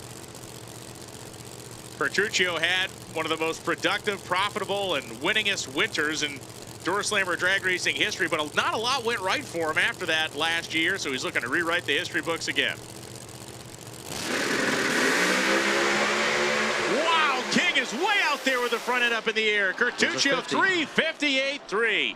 209 miles an hour, the third car to break into the 50s. First one tonight, and King was on an absolute ripper of a pass until he saw too much wall out the window. Can we pull those early numbers back up? Yeah, I mean, neck and neck. 60, 330, yeah, and then just started to drift left. Had the wheels way up, and we could see that from up here. That's the last thing you want. Like, come on, stay in the cruise, stay straight, because these wheels are up and this thing is going. But he had to get out of it. And yeah, amazingly, King was 3 thou better to the 330, and that was the moment he had to chop the throttle shut. So now Jason Lee is the bump spot at 362.9. I think that's the last thing the rest of this field wanted to see. Yeah, was Ken run that 58. But it's also what you expect them to do. Yes. What a great story in the right lane this season. Yeah, she's really burst on the scene. Yes. I mean, she's been doing this for a while in the small tire stuff, but what she's done in Pro Mod has been impressive this year. I have to say, we call her a shot too. Callie's been on the cover of the magazine a couple of times. We actually featured her on our Women of Power issue this year, paired up with Amber Denton. This year we did a great photo shoot in Charlotte. That was kind of back in the spring, early summer, and then she went on to have a great season. So we always like to say that we call her shot and claim any success that anybody has. You got to do it, man. It's called the DI cover. The bump? It's not, yeah, cover bump. We'll go with that. And Tommy D. April, that bright orange, Wright Trailers. R&R Racing Products. C7 Corvette. We talk about the difference in body styles. This is that older C7 style Corvette, and one of the things that's most pronounced on the older one is how high those kind of flanks are, how high its kind of hips are back there over the rear tires. And my understanding is that was a kind of a high drag area. So when you look at the newer body, like the one that Joey Martin has, a lot less profile there, probably a lot more aerodynamic. Yep, Tommy, always a threat. Good to see him back out here, a local guy. And Callie Mills, winner on the Midwest Drag Racing Series Tour, goes 361.2. Next to D. April's 361.2. A pair, 361.2. Interesting to see the numbers there. A little slower early in the run there for Callie. We got, numbers are gone.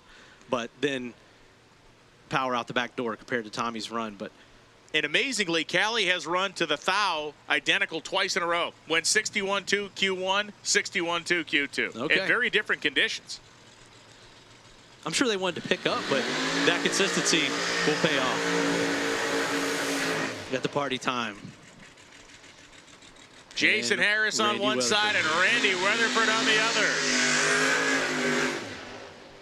These two have seen plenty of each other in PDRA Pro Boost action.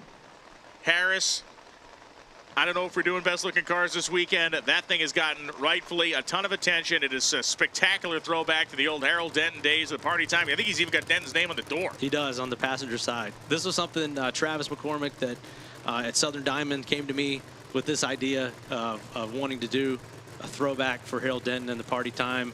So we started to put it together and kind of kept this thing secret for a long time until it finally made its debut this week. And yeah, it's just an awesome combination. It's hit, the man. gold, Yeah. the red, the silver. It just screams 80s just right out the door. It does. And then, of course, Randy Weatherford on the other side. This is one of the most beautiful cars and one of the most immaculate and well-built machines that we've seen hit the track in a long time. And just right from the gate, ran as good as it looked. So these two guys, both former nitrous racers from the North Carolina Southeast area, have seen each other a ton and now doing it on the biggest stage. Weatherford, you saw the car lurch as he pulled it down into low gear. He is bumping it ahead.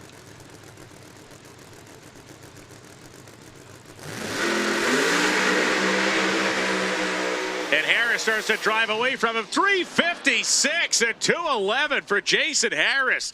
Randy Weatherford goes 358, 210, but Harris just drops a bomb out there. Now that was a hit for that car. Wow.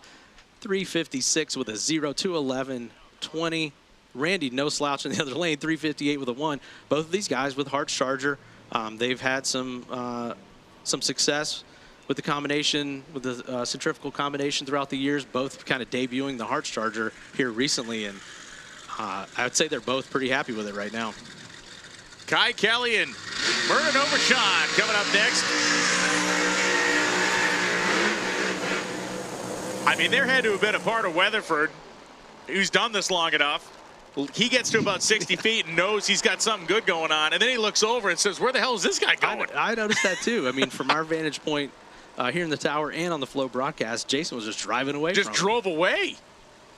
Kai Kelly. The Larry Jeffers constructed 2025 Camaro. Merton Overshawn went 219 earlier. Was big speed of the meet before the 220 that we saw Thorne put up earlier as well. Yep. And how about, okay, so we just had two guys that have raced each other hundreds of times in Quick Aid and Pro Mod in the Southeast. And now we got two guys that have raced each other hundreds of times on the Street Outlaws Tour, both here in Pro Mod. And this is what I continue to talk about, bringing all these guys together under one roof at one track to throw down to see who's the baddest. And that really is like the genesis behind these events. The Winter Series as a whole is just getting everyone together from all these different walks of drag racing and letting them all show out and see who is the baddest. How did these two guys not have some side action on this? We had everybody else John Jacket and putting up bets earlier today. How did these two guys not end up with a little something going on? Maybe they got something going on. We got to work on that.